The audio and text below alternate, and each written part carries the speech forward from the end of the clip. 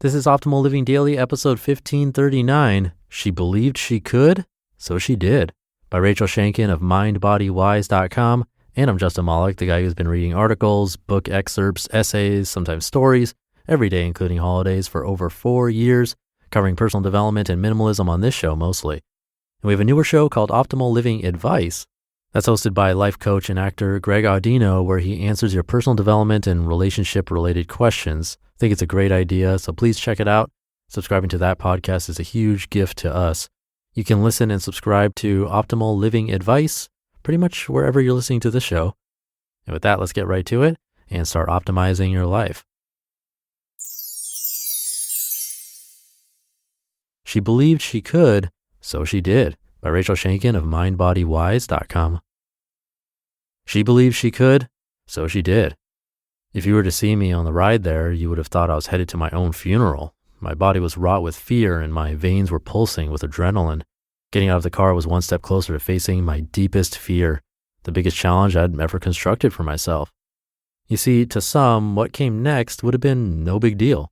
But for me, today was the day that I would truly embody being fully who I had worked so hard to become. The kind of person who doesn't believe in I can't or I could never. Never? No, I'm not that person anymore. So months before, when I heard the words I can't, I can never do that tumble out of my mouth, they felt sharp, acidic. The words made me wince. Simple words, but chock full of limitations and self-doubt. For a whole day after those 7 words spilled out from my fearful heart, I wanted to curl inside myself and never come out. It goes against all of who I had become to say I can't. I couldn't ignore the words, and there was only one way to take them back. The very next day, I bought a ticket to jump out of a plane, with a parachute of course, but still, for me, this was huge. This was my original I can't, I could never, but I couldn't live with myself if I just let that dingle out there. I had to face my fear head on. I had to do it. The day before my jump, I had passed my mental health counseling licensing exam, which is no small feat, but to me, that was nothing compared to jumping from a plane. I'd never been so frightened in my entire life by something I had chosen to do. I kept reminding myself that this jump, or dive to my death as I feared it might be, was a jump to live powerfully from my most courageous self. This jump wasn't about skydiving. This was about taking a stand to live fully and risk and be limitless in my body, mind, and heart. As the plane lifted off, my tandem hooked us together. Each clip he attached made me jolt a little inside. Higher and higher we went. There was no turning back. The videographer asked me some silly questions, and all I could say was, I'm scared, but I'm conquering my fear today. I was conquering my life with courage and authenticity. All the internal work I had done on myself led to this moment. As we stepped up to the ledge of the plane's open door, I felt the trepidation rise, my heart pounding, hands shaking, legs weak, and then I felt an overwhelming sense of peace and joy throughout my whole body. The moment had arrived, and I was facing it like a champion. A smile came to my face as he counted 1, 2, 3. Then we flew off into the vast blue sky together like a graceful bird. When we landed, my first words were, I want to do it again. I was ready to go up again and again. I didn't that day, but life has presented many opportunities to face my fears since then. Each time I am grateful, albeit still fearful, for the opportunity to feel that fear and to feel the joy that derives from overcoming it. Each time I am reminded that I am alive. I am reminded that I can.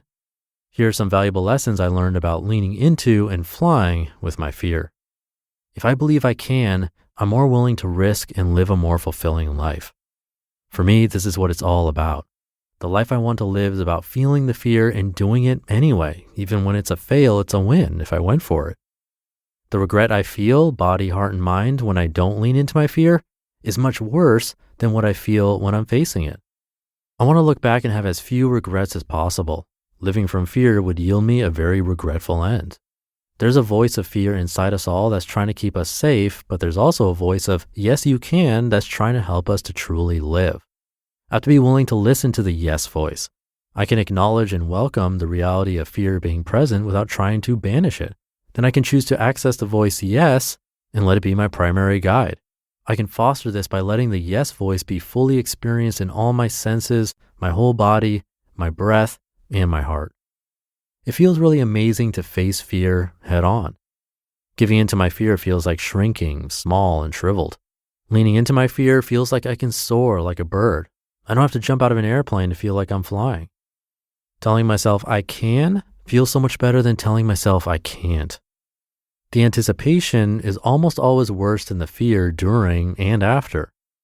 Once I was at the countdown on the ledge of the plane, I felt such deep peace and joy. The days and hours leading up to the jump were not joyful, but they could have been if I knew this tip. Facing my fear helps me build a pool of resilience for future fears, even if they are unrelated to the fear I faced in the past.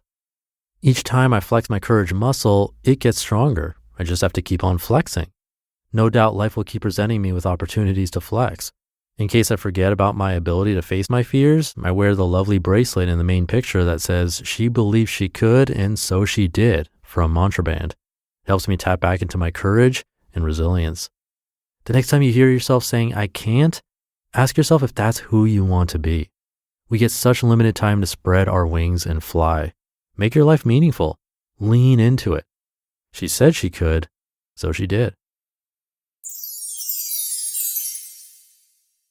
You just listened to the post titled, "She Believed She Could, So She Did" by Rachel Shanken of MindBodyWise.com.